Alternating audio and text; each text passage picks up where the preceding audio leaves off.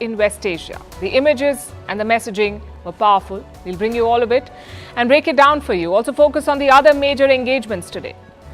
In Pakistan, they finally have the blueprint for a government, but for the army, the threat called Imran Khan still looms.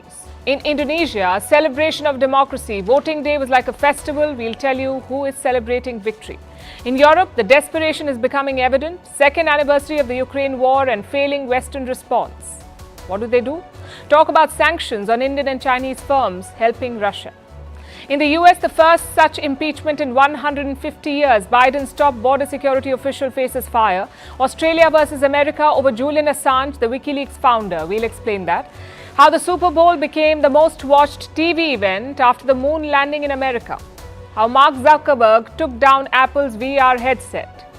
And how the business of love and hate works. It's a Valentine's Day special. All this and more coming up. The headlines first.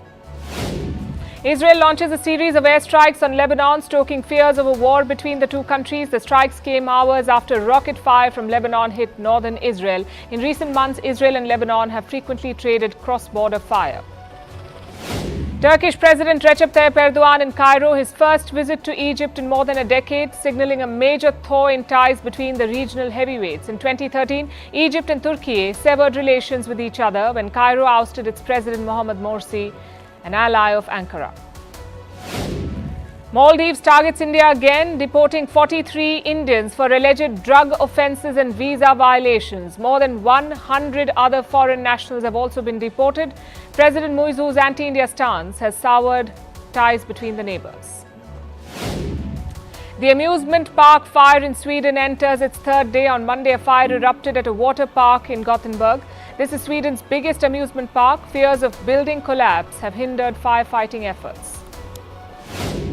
And will France make abortion a constitutional right? Senators say they're open to it ahead of a key vote. Since 1974, abortion has been legal in France. Last year, President Macron pledged to make it a constitutional right.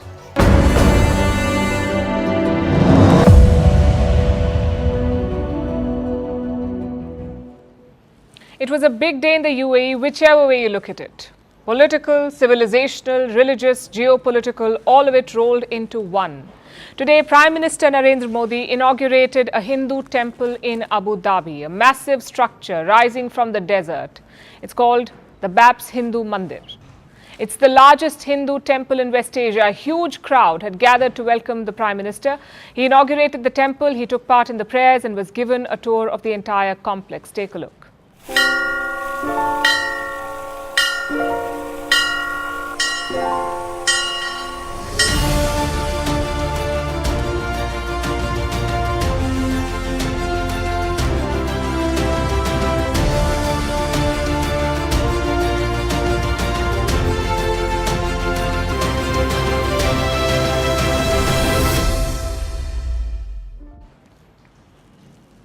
Prime Minister Modi addressed the crowd after the inauguration. He said it marked a golden chapter in history. He also heaped praise on the UAE government for its contribution. Listen in. United Arab अमीरात की धरती ने मानवीय इतिहास का एक नया स्वर्णिम अध्याय लिखा है। मंदिर पूरी दुनिया के लिए सांप्रदायिक सौहार्द और वैश्विक एकता का प्रतीक बनेगा। तो इस मंदिर के निर्माण में यूएई की सरकार की जो भूमिका रही, उसकी जितनी तारीफ की जाए उतनी कम है। Now, BAPS is a Hindu sect. They're followers of a yogi named Swami Narayan. He lived between the 1700s and the 1800s. His followers consider him to be a manifestation of Lord Krishna. The BAPS have built some 1,100 temples around the world, and this is their latest one. It was given the green light in 2015. That's when Prime Minister Modi first visited the UAE. He mentioned the temple project to MBZ. Mohammed bin Zayed Al Nahyan, MBZ, the current president, and MBZ made things happen. His country is home to 3.5 million Indians, and this temple is a cultural milestone for them. Some key numbers now. The temple is 108 feet tall, has 40,000 cubic meters of marble, 180,000 cubic meters of sandstone, and it's spread across 27 acres of land. This land belonged to the UAE government. It was donated by the rulers to build this temple. As you can see, the design is purely Indian. But there is a nod to the UAE. There are 7 spires in this temple complex. They represent the UAE's 7 emirates, United Arab Emirates, that's what they're called. It was a massive challenge to complete this project. All the sandstones were crafted in India. Then they were taken to Abu Dhabi. So you can imagine the work involved. Now let's talk budget. Reports say the temple cost around 700 crore Indian rupees. That's 84 million US dollars. And where did this money come from? Donations around the world. I know these numbers are truly impressive. So is the temple itself. But the symbolism is much more. The UAE is one of the most important countries in the Muslim world. It's a key ally of Saudi Arabia. For them to permit a Hindu temple is massive, and that too of this size. Dubai does have a couple of Hindu temples, but this one in Abu Dhabi is just huge. It's a structure that unites 2 civilizations, and that was today's showpiece event, the temple inauguration. But it wasn't the only one. Prime Minister Modi also had other engagements. First, he virtually launched Bharat Mart. Think of it as a one-stop destination for all things Indian. Consumer goods, perishable items like food, heavy machinery, everything will be sold under one roof. Obviously, a big roof. The project will cover 100,000 square meters. It is being built in Dubai's Jebel Ali Free Zone. There will be malls, warehouses, and hospitality units. What's the idea behind this move? For starters, China has their own mart in Dubai. It's called Dragon Mart. It's almost 1.2 kilometers long. It's the biggest Chinese retail hub outside the mainland, outside China. So India wants a foothold too. Plus, it will diversify bilateral trade. Right now, most of the India-UAE trade is just oil, but Modi and MBZ want to change that. Their target is $100 billion in bilateral trade, and for that, you need to diversify. Enter Bharat Mart. You'll have to wait though. The project is still under construction. It will be operational by 2025. Prime Minister Modi also had a big speech lined up today. He was guest of honor at the World Government Summit in Dubai. It was a timely gathering. After the pandemic, people across the world have lost trust in governments. Also, this year is the year of elections. So a good time to talk about governments. Prime Minister Modi outlined his ideas on the topic, both in the domestic and international context.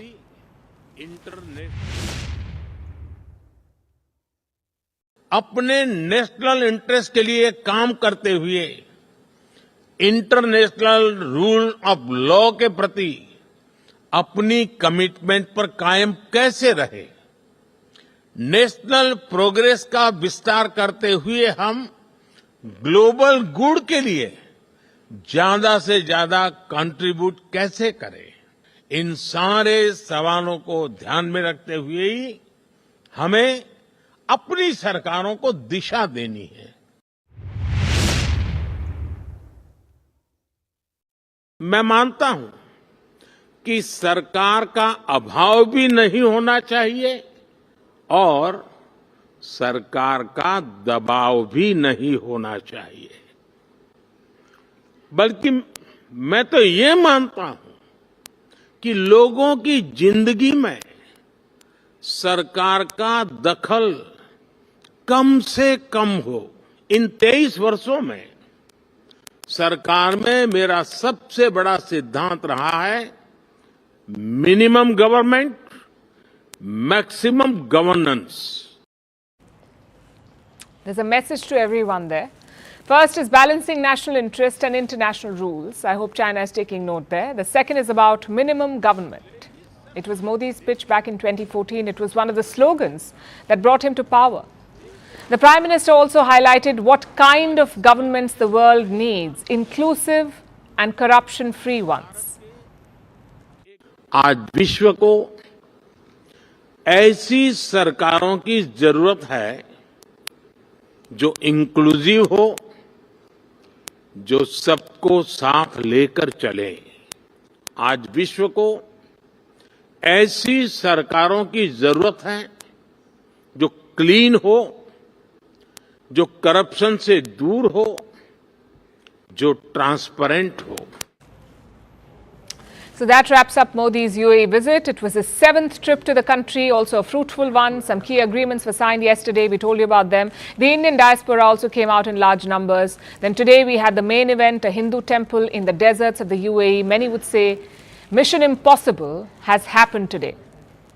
But the trip is not over yet. Prime Minister Modi's next stop is Qatar. He is expected to take off in a short while from now, and there different challenges await. We'll be tracking all the developments over the next few hours. To Pakistan now, where the wait is finally over. The Sharifs and the Bhuttos have struck a deal. Pakistan will get a coalition government, and this alliance is not on solid ground.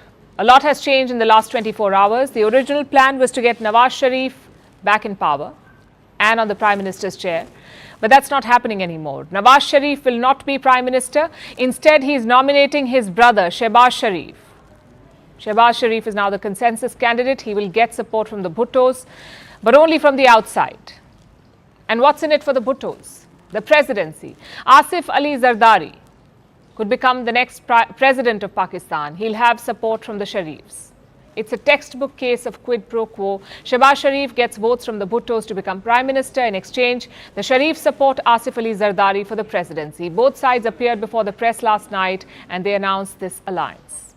जी हमारी ये जो इत्तेहादी जमातें हैं उन्होंने उनकी मैं तहे दिल से शुक्रगुजार हूँ, उन्होंने PMLN के हक में वोट देने का फैसला किया है। मैं उनका बहुत शुक्रगुजार। हम आपस में मिल बैठ के हुकूमत बनाएंगे, इंशाअल्लाह पाकिस्तान को मुश्किलों से निकालेंगे और अल्लाह ने चाहा तो हर वो मुश्किल जो हमें पाकिस्तान में पेश आ रही है, चाहे इकोनॉमिकल हो, चाहे टेररिज्म हो या रिकन्सिलिएशन भी करनी है और रिकन्सिलिएशन में PTI भी शामिल है। So the coalition is in place. It has leaders from 6 parties, including independents from Imran Khan's party. Yes, some of them have already switched sides and joined Nawaz Sharif's camp. The Pakistan Muslim League Nawaz, that's the party. So how do the numbers stack up? For that, we'll have to wait for the vote in Pakistan's parliament. But the Sharifs are confident. They say they have the numbers. They're also forming a government in the Punjab province, an old stronghold of the Sharifs. In Punjab, Maryam Nawaz will lead the government. She is the daughter of Nawaz Sharif. She'll become the chief minister. So the Sharifs will command significant political power in Pakistan. They're truly back in business thanks to the military. But they had a last-minute scare, courtesy Imran Khan. He's in jail, but he continues to challenge his opponents. His party tried to find coalition partners to cobble up a majority. It did not work. So for now, Imran Khan seems to have accepted the outcome. His party shared this post on social media, a picture from the press conference we just showed you, featuring Shehbaz Sharif and Asif Ali Zardari. The caption says, "Mandate thieves." Today, Imran Khan appeared in court. He got a chance to speak to some reporters. This was his first in-person statement since the election. And what did he say? That the mandate has been stolen and the votes were tampered with. For all his popularity, Imran Khan won't be able to stop the Sharifs. Not for now. His immediate challenge is to keep his flock together.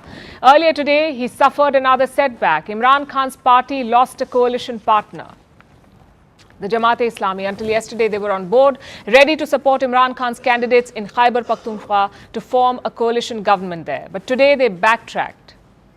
At the same time, they've also questioned the election result. They too believe the poll was rigged. मैं समझता हूं कि ये पूरा जो जमहूरियत है उसके ऊपर हमला है और ये डाका है अवामी राय के ऊपर, और ये हमारे आइन और कानून की खिलाफ वर्जी है। और जो लोग भी इसके मुर्तकिब हैं उन्होंने पाकिस्तान के साथ अच्छा नहीं किया, जमहूरियत के साथ अच्छा नहीं किया। It's clear that the army tried to fix this election and botched it up. Now they're installing an unstable government. It may have the majority on the floor of the House, but it doesn't have popular support. And their nemesis Imran Khan may be behind bars, but he can still mobilize the masses. That is the biggest challenge for the Pakistani military. They've stifled Imran Khan, but they failed to silence him.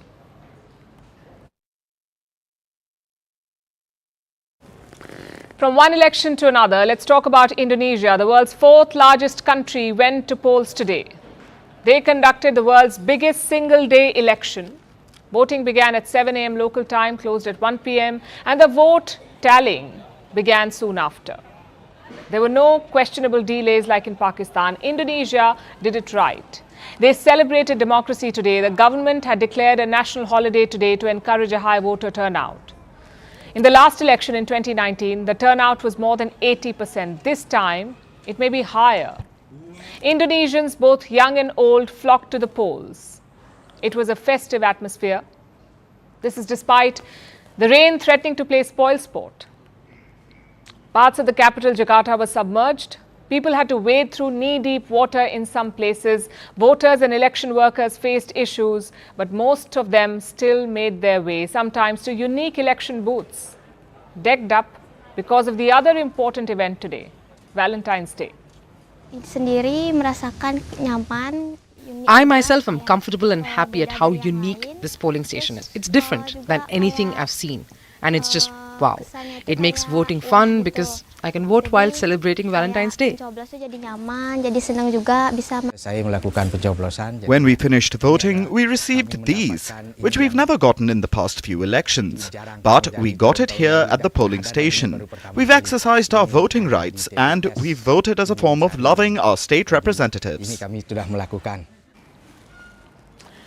That voting booth in Bali was a crowd puller and highlights the festive spirit in the air. But what about the final result? Who came out ahead after this day of celebration? Unofficially, it's this pair, Prabowo Subianto and Gibran Rakabuming Raka, Indonesia's defense minister and President Joko Widodo's son. Exit polls say they won by a landslide today. They were the front runners in this election, but they may have done even better than expected. Polls say that they won about 60% of the vote. Only 50% is needed for an outright first-round victory. They may have got 60%, so the Prabowo-Gibran pair may be through already. All counts, all pollsters, including other candidates' pollsters, showed figures that Prabowo-Gibran won in one round. The official results are still due. Indonesia's election authority has until late March to release them, but we'll get a string of provisional results before that. They may not change the fortunes of the presidential candidates, but they will be crucial for the other races. You see, Indonesia held a general election today. The presidency was not the only thing on the ballot. Indonesians also picked their parliamentary and regional representatives. Those results have also started trickling in, and it will take a few days before the country's government is finalized. But today is all about Prabowo and Gibran. Prabowo is inches away from the presidency, from the position that he lost twice, and he lost to his running mate's father, the current president. As for Gibran, he becomes Indonesia's youngest vice president ever. He also continues his father's political legacy. Joko Widodo may be leaving office, but his influence and his policies will remain. That was the platform Prabowo and Gibran ran on. More of the same, that's what they promised. Indonesia has seen tremendous economic growth over the past decade. The people expect that to continue. The incoming leaders will have a lot to live up to. We hope they can deliver.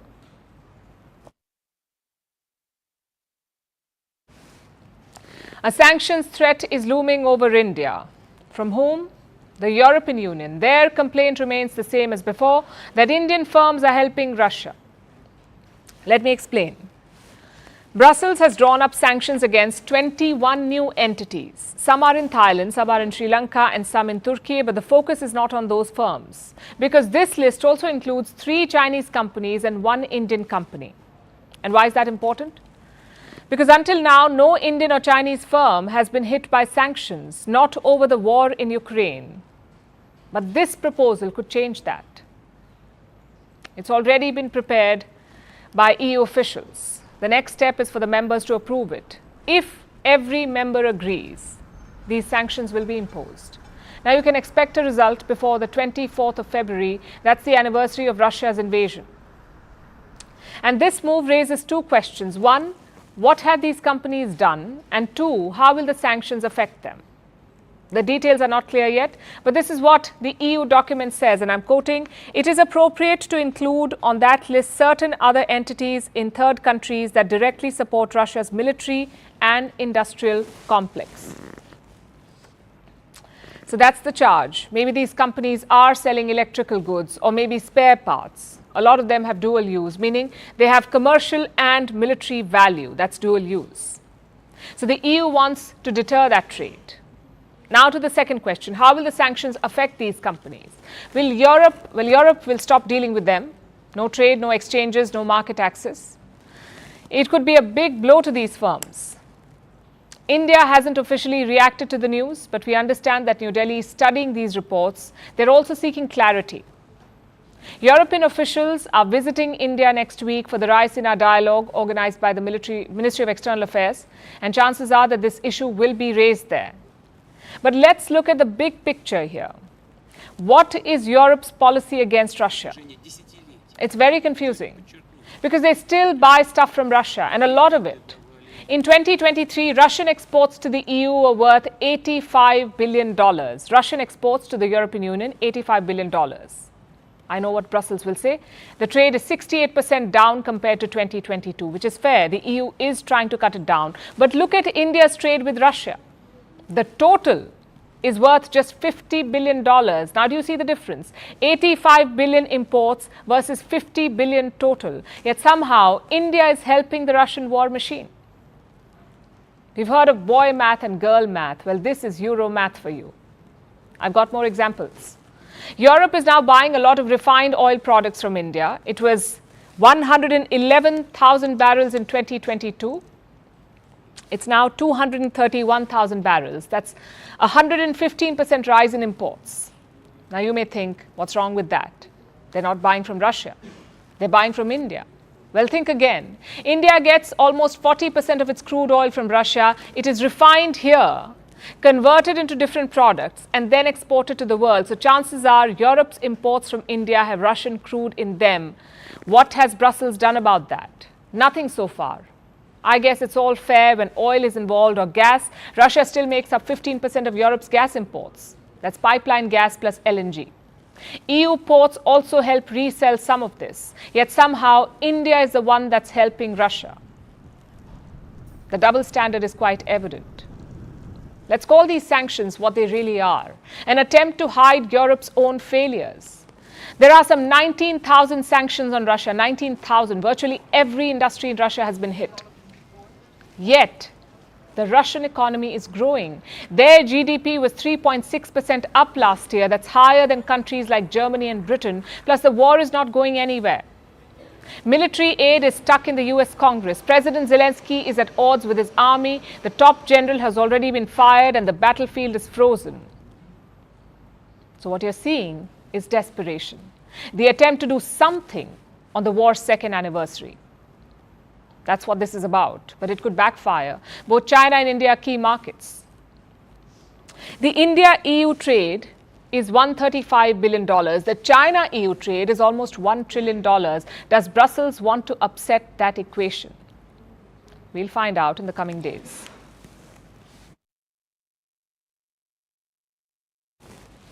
Meanwhile, in the United States, it's time for another impeachment headline. This time, it's not a president, though. It's a cabinet secretary. His name is Alejandro Mayorkas. He is Joe Biden's top border official. The U.S. House has impeached him. It's a first in 150 years. The matter will now move to the Senate, where the Democrats have a majority. So in all likelihood, Mayorkas will keep his job. But for the Biden administration, it's a historic rebuke. Under Joe Biden, border crossings have touched a record high, and this impeachment comes in an election year in America. The Republicans are fighting on this issue, border and immigration. So for them, it's a symbolic victory. Our next report tells you why this impeachment is a big deal.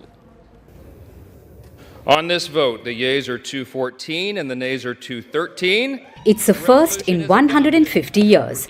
The U.S. House has impeached Alejandro Mayorkas, the Homeland Security Secretary, also known as Biden's top border official. The vote was a close one, 214 to 213. 3 Republicans sided with the Democrats. There was dissent in the ranks. But at the end, Mayorkas was impeached. On this vote, the yeas are 214 and the nays are 213.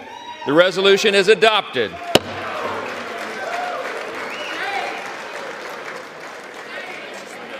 Pursuant to Section 2A of House Resolution 996, House Resolution 995 is hereby adopted.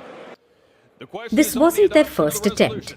The Republican-led House has tried to impeach Mayorkas last week. That vote failed. It was almost embarrassing for them. So this was their second attempt. It worked out narrowly for them, but for the Biden administration, it's a historic rebuke. Until now, only one cabinet secretary has been impeached in American history. It was Secretary of War William Belknap in 1876. So why did the Republicans impeach Mayorkas? He faced 2 articles of impeachment. 1 for refusing to enforce existing immigration laws, and 2 for lying to the Congress that the border was secure. These were their complaints. But many say the charges amount to just a policy dispute. Simply put, the Republicans did not like Joe Biden's border policies. But that doesn't make it a crime, especially one that's viable for impeachment. We believe this is a sham impeachment. This is just the only thing that binds Republicans together is, impeachments and censures. They don't want to do anything else. And so this is something that brings them all together. Mayorkas has called the charges baseless. Biden has called it a political stunt. So what happens next? The matter will go to the Senate. If it wants, the Senate can hold a trial. If not, they can send the issue to a committee. Either way, a conviction is unlikely. It needs a 2/3 majority in the Senate, but the Senate is led by the Democrats. So Mayorkas is likely to keep his job. Which brings us to the question, why did the Republicans do it then? The impeachment is less about removing him and more about sending a message. Climate change. It's an election year in America. Immigration and border policy are top issues, and the Republicans want to show that they care. It comes at a time when border crossings are at a record high. 6.3 million migrants have been detained trying to cross into the US illegally since 2021. It's higher than crossings during the Trump era. In fact, it's higher than crossings under Obama and Bush Jr. Nearly 225,000 migrants tried to cross the US-Mexico border. It's the highest since 2000. The Republicans want to make it an election issue. The immigration issue is a crucial one for Trump. It's what he's based his campaign on. Trump says that if he retakes the White House, he will launch the largest deportation operation in American history. As for Joe Biden, he may not have fought the elections on immigration, but he has struggled with it. Biden has expanded border walls, engaged with neighboring Mexico, but he hasn't been able to stop the border crossings. So while his top border official may not lose his job, the impeachment is surely a big setback, both for him and his administration.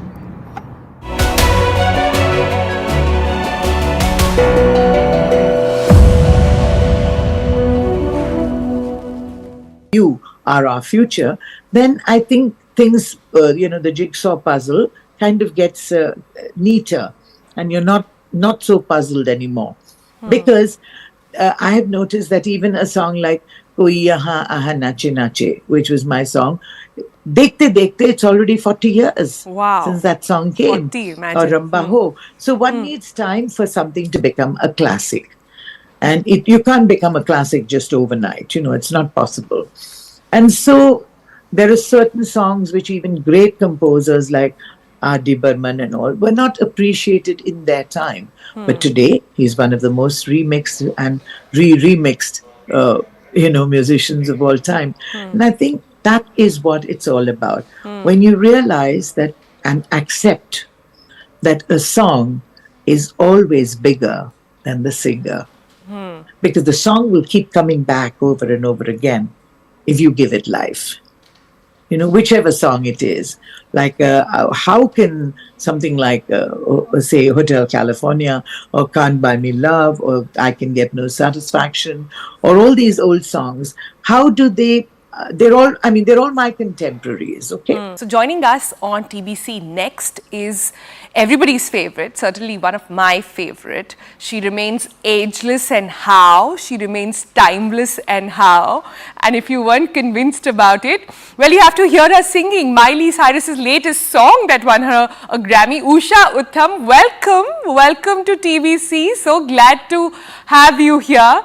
Like I said, it is only you can transition from Koi Yahan Nache Nache to Miley Cyrus's Flower.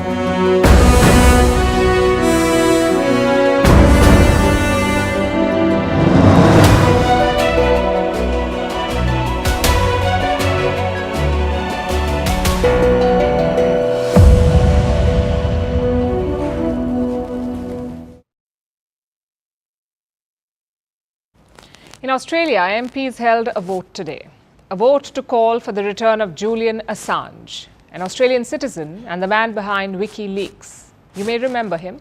For those who don't, here's a primer. Julian Assange ran a website called WikiLeaks. It published thousands of classified US documents that had details about potential American war crimes, documents that exposed American hypocrisy to the world. Assange published these leaked documents. And for this, he's been in detention for almost 12 years. He spent 7 years inside an embassy, the Ecuadorian embassy in London. Initially, he was granted asylum there, but in 2019, he was kicked out and immediately arrested by the London police. He was sentenced to 50 weeks in prison. This was for violating bail in an old case. He was thrown into Belmarsh, a high-security prison in London, and he's been there ever since. Assange should have been free by 2020, after his 50-week jail term concluded.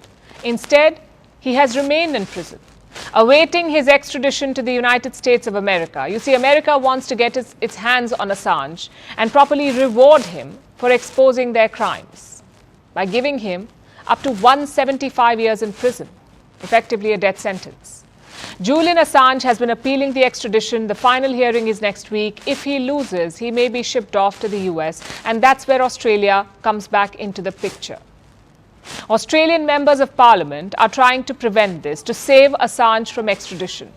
They put forth a motion in parliament to call on the US and the UK to drop this prosecution of Assange. And that motion passed with 86 for and 42 against. MPs across party lines in Australia voted to bring Assange home. So did Australian Prime Minister Anthony Albanese. It's his strongest statement yet. He's trying to prove that he's serious about getting Assange back and that Australia is on the right side of history here. Because the Assange case is purely about America's vendetta. The US has charged him under its draconian Espionage Act. As I mentioned, he may get up to 175 years in prison if convicted. Now you may wonder, what exactly is he guilty of? He published leaked, classified documents. He did not leak them, he published them. Journalists do it all the time. It's how you get to know about the worst government scandals. In this case, Assange exposed American lies about Iraq and Afghanistan, how the US lied about civilian death tolls, how they misclassified some of their innocent victims as enemy combatants, how they lied about sending prisoners to torture chambers. Basically, standard US operating procedure, that's what he exposed. And we already know that the US commits war crimes. The documents were the smoking gun. They should have led to shame and introspection. Instead, the US began a witch hunt. Assange has been hounded from the moment he published the documents. Remember, he just published them. It is not a crime, not even in the US, not yet anyway. So what are they prosecuting him for? The charges seem ridiculous. They say instead of just publishing the documents, Assange arranged to hack into American databases, and that is a crime. It is why whistleblowers often end up in prison. But journalists escape. Because journalists are just doing their jobs by publishing the material. They cannot be persecuted for that. Or they should not be, at least. Which is why the US wants to prove that Assange is a hacker, not a journalist. It will make it easier for them to punish him. They also want to declare that Assange is not a journalist, so that he could still be jailed for just publishing classified material.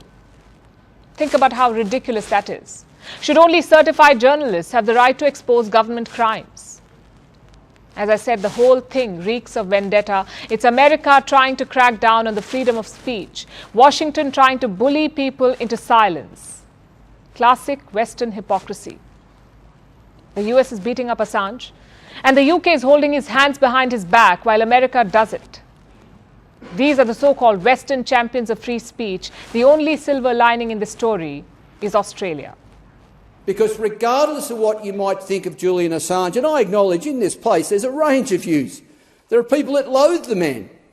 There are people who worship the man. But I tell you what, no matter which end of that spectrum you are positioned, just about everyone agrees this has gone on too long, that it must be brought to an end. But will the US and the UK listen, or will they put Assange in a cage and throw away the key?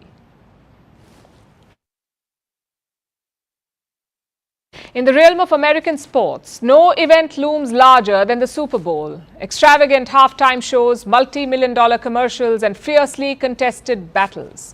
The Super Bowl commands a captive audience every year, but this year was simply spectacular. This year's Super Bowl was the most watched in US TV broadcast history since the moon landing. 123 million people tuned in. Was it for the game, or was it for Taylor Swift? You could argue. Either way, it was a huge boost. TV broadcasts have often brought the world together, especially in moments of triumph and tragedy. Our next report tells you about the most watched broadcasts in history. It was an anxious weekend for Swifties. They had only one question on their minds. Will Taylor Swift make it? Will the pop star fly 9,000 kilometers from Japan to Las Vegas to catch the Super Bowl? Will she be in the stands rooting for her boyfriend? Taylor Swift did make it, and she sent the NFL ratings soaring. It was a Super Bowl Sunday for America. The Kansas City Chiefs took on the San Francisco 49ers. It was a nail-biting game. It even went into overtime. At the end, the Chiefs won.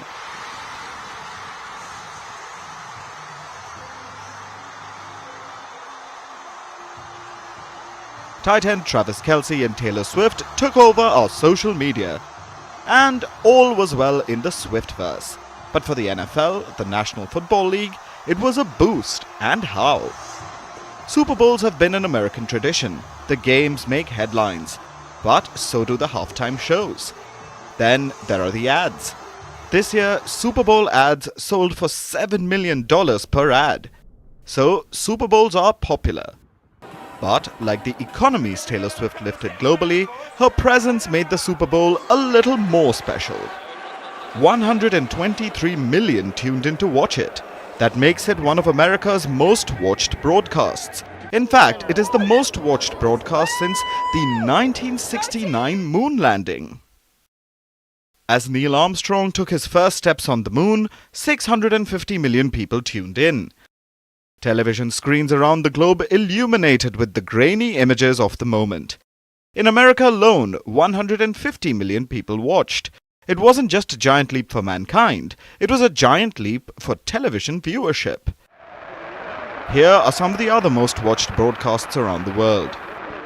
Looks like people don't just love space and games, they love scandals too. An estimated 110 million tuned in to watch former US President Nixon's resignation. It was after the infamous Watergate scandal. In the UK, TV viewership spikes with the royal family. Hate them or love them, nothing draws a larger audience than royal weddings and funerals. From the fairy tale nuptials of Prince Charles and Lady Diana to the somber farewell to Princess Diana herself. An estimated 2.5 billion watched Princess Diana's funeral globally. In the UK, 32 million tuned in. 29 million watched the funeral of Queen Elizabeth II. And in India, the Ramayana was first aired in 1987. Since then, it has achieved a cult status. The program was rebroadcast again in 2020. 77 million tuned in to watch it. It became the most viewed entertainment program globally. So, funerals, entertainment and galas, they draw people to the television. But here's something else that people always tune in to watch. And that's sports. The FIFA Football World Cup final in 2022 drew 1.5 billion viewers. 300 million viewers tuned in to watch the 2023 Cricket World Cup final. The same year, more than 3.5 billion watched the Tour de France. And the last Olympics drew 2 billion viewers.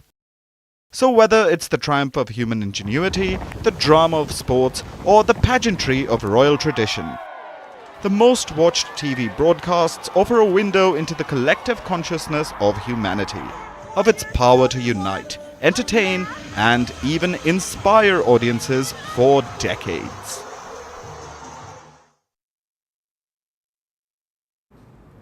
Tech reviewers beware, because a new Inspector Gadget is on the prowl. His name is Mark Zuckerberg, full-time CEO of Meta, part-time reviewer of rival gadgets. His first victim was this, Apple's new virtual reality headset. I'm sure you've seen it on the internet. It's called the Vision Pro. Now, Zuckerberg's company already has a VR headset. It's called the Meta Quest. So the Vision Pro is a direct challenger. It could take away Meta's market. After all, Apple is a bona fide maker of gadgets. Meta is more of a social media company. So guess what Zuckerberg did? He decided to review the Apple Vision Pro, and his impression? Apparently, nothing is good. I don't just think that Quest is the better value. I think that Quest is the better product, period. And, you know, the different companies made different design decisions for the headsets. They have different strengths. But overall, Quest is better for the vast majority of things that people use mixed reality for. You know, I think it's just a lot more comfortable. We designed it to weigh 120 grams less, which makes a really big difference on your face. There's no wires that get in the way when you move around. It's a big deal. Our field of view is wider, and I found our screen to be brighter also. I also noticed that, Apple's headset has this motion blur as you move around, which Quest is just a lot crisper. Now, Apple's screen does have a higher resolution, and that's really nice. But I was surprised by how many trade-offs they had to make to the quality of the device and the comfort and ergonomics and other aspects of the display and artifacts in order to get to that. There is conflict of interest, and then there is that. Zuckerberg had very few good things to say about Apple's product. He said the screen is good. He also said the eye tracking feature is good, and the rest, not so good. He says his headset is much better than Apple's, and that is a bold claim. Look at the price difference between the two. Meta's headset costs $499 and Apple's $3,499. So the Vision Pro costs $3,000 more, which is 2.5 lakh Indian rupees. Forget virtual reality. Think of what that money can do in actual reality. The price difference is huge. And Zuckerberg says his device is better. Why is that? Let me point out the obvious here. Meta has invested $36 billion into the VR business. So here's a wild idea. Maybe Zuckerberg is protecting his market. It's an interesting strategy, though. You don't see such emotional or personal statements from him. Not unless he's at the US Congress, because then, of course, it's apology time. Sorry for stealing your data, sorry for hurting your children, and sorry for amplifying hate speech. Basically apologizing for a normal day at Meta. But this time, Zuckerberg is being proactive. He's trashing Apple's product on social media. What's more, he recorded that whole thing on his VR headset. So criticism and promotion rolled into one. It looks like Zuckerberg 2.0. Last year, he launched a rival to Twitter. He called it Threads. The app itself is now hanging by a thread, but that's not our focus. Our focus is on Elon Musk's reaction to it. He suggested that this app was a copycat. He also said Zuckerberg was a weak character. That led to a feud between the two men. There was even talk of a fighting contest between them. Now that was worth $3,499. Two rich geeks going at each other. Either way, my point is quite simple. Tech titans going personal is not news anymore. It's become part of the game. And brands attacking each other is also an old practice.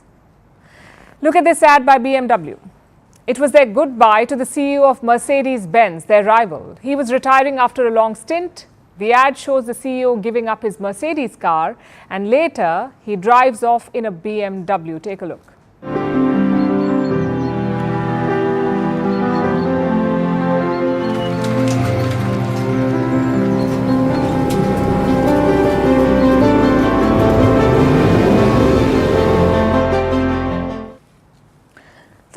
wars are even feistier. Take Wendy's, for example, a fast food chain in the United States. They troll their competition on social media, like when McDonald's came out with spicy nuggets. Look at Wendy's reaction. Must have scraped up the Burger King leftovers and slapped a price tag on it. That must have hurt. Such jibes have become part of the game. It keeps them in the news for free. And when you're rivals, there is more at stake. Like the cola wars in the last century. Pepsi versus Coca-Cola. Look at this ad war between them. Pepsi's poster shows a Coca-Cola cape over a Pepsi can. It says, "Wish you a scary Halloween." Now look at how Coca-Cola responded. Same picture, different caption. It says, "Everyone wants to be a hero." So brand rivalries have given us some great moments. Will Apple and Meta do the same? Well, Mark Zuckerberg's review is not exactly a friendly jibe. It's more of a takedown. Let's see how Apple responds to it. Who knows? Maybe the reaction will be limited to the Apple ecosystem.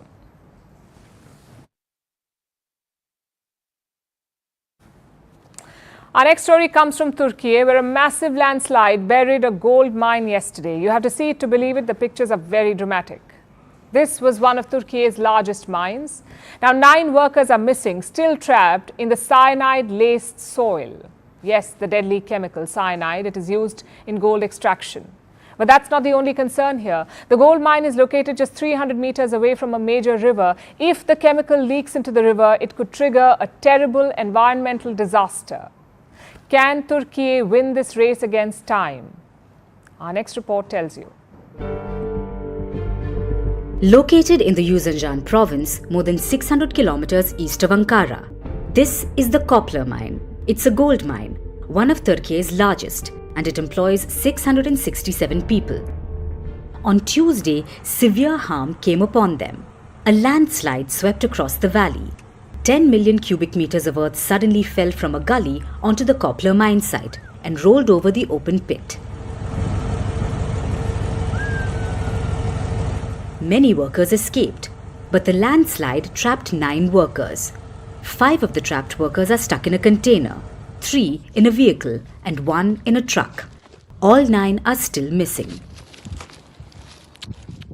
1,700 search personnel have been deployed, including hundreds of mine rescuers, the police, and the military, while the search continues. But so far, there's no trace of the missing. Former Prime Minister Binali Yildirim visited the mine. This is what he said. Although an extraordinary effort has been made in a race against time, it's useful to say that the conditions are not on our side considering the magnitude of the incident. It is indeed a race against time. You see, gold extraction uses an array of dangerous chemicals, including cyanide. It's a deadly chemical. It interferes with the body's ability to use oxygen. So for starters, miners are stuck in cyanide-laced soil. Rescuers are searching through it. There's another concern here. There are fears of an environmental disaster. A river flows nearby the mining site, the Euphrates River. It flows into Syria and Iraq. If the dangerous chemicals leak from the site and poison the river, they can create a terrible environmental disaster, which is why the gold mine has been a cause for concern for years now. There have been repeated warnings. People have been calling for the mine to be closed. They say it's close to a river and sits on an active fault line. Torrential rainfall, earthquakes, or even a pipe burst could trigger a chemical disaster. And Turkey saw this in 2020. A pipe burst in the mine leaked cyanide into the river. The mine was closed down, but reopened just 2 years later, simply because the gold mine is lucrative. It produced 1,609 kilograms of gold in the third quarter of last year. After yesterday's disaster, the mine has suspended its production once again. Drainage pipes running to the river Euphrates have been sealed off, and 4 people have been arrested. An investigation is underway. But for the people of Turkey, this is not enough. Now the government is under immense pressure to shut down the mine. But if a cyanide-laced landslide and 9 missing workers don't force its hand, it's difficult to say what will.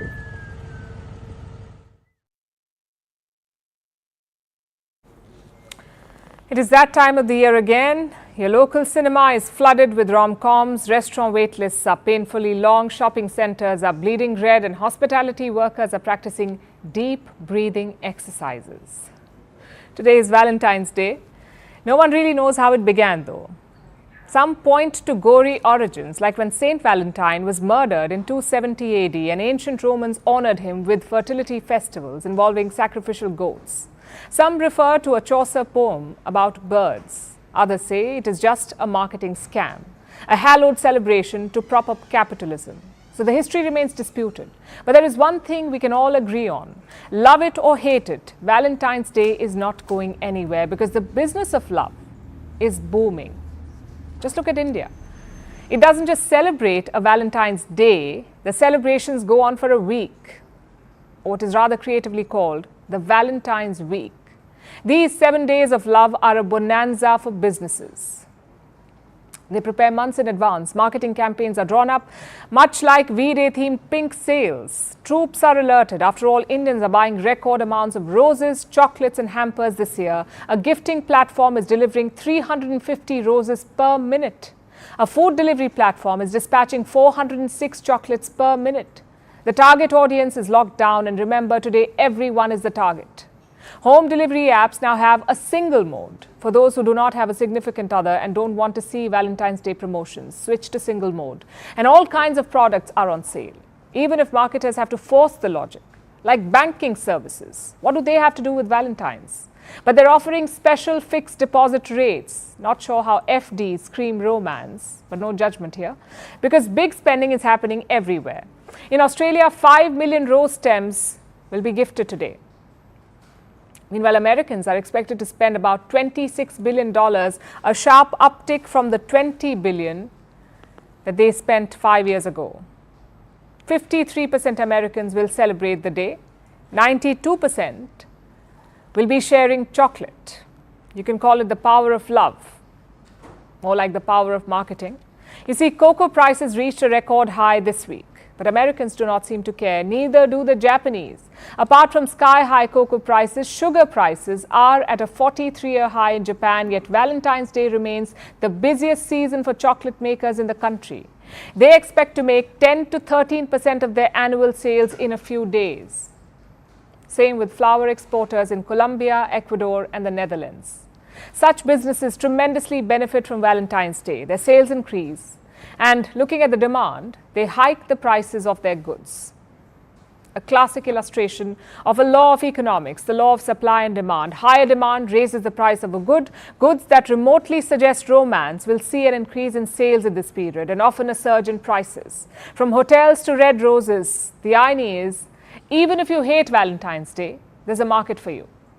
Because marketers refuse to alienate any consumer. A Texas zoo lets you name a roach or rodent after an ex and feed it to one of the zoo's animals.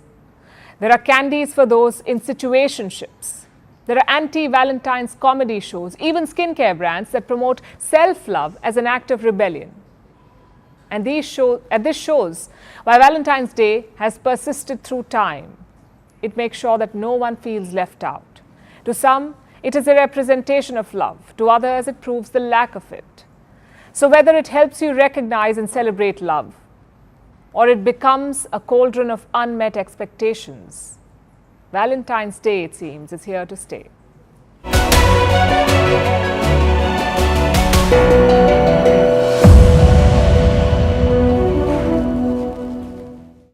Done it for so many decades now. How do you keep it so relevant and keep it so alive? Well, first of all, let me say it's wonderful to be with you on CBC. Namaskar, namaskaram, sat sri akal, salam alaikum. I'm so excited to be with you, what can I say? Because this is such an important thing in my life, really. And I'm sure all of you would agree that, as you said, you know, decades, 54 years of singing some song like Fever and then California Dreaming and then, so many songs. And then suddenly you do Miley Cyrus's Flowers. But actually, it's not like that. I've always believed that a song is a song and it's timeless no matter what. And actually, retro is where it's at now. People all want to hear recall. And in my show list, it's always been that the older songs get more get people more energized Yeah. than the newer ones. Now, flowers, and of course, songs with lyrics, okay? There was a time when I Will Survive was a breakup song for every girl, right? Gloria Gaynor's song. I was on my list, actually. In the batting order, it would have been third or fourth in the show. Then slowly what happened was newer songs came, or I started singing Dawn 2 because I'd sung in that. Then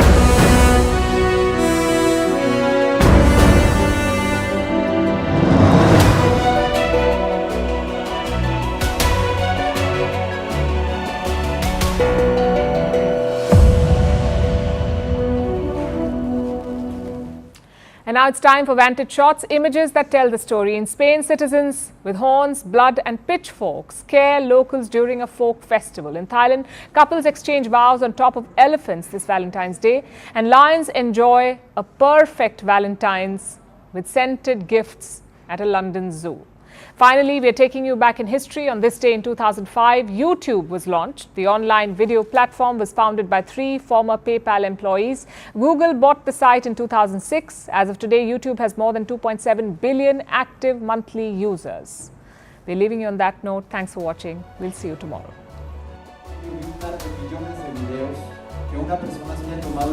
I'm excited and proud to announce that YouTube has arrived in Mexico.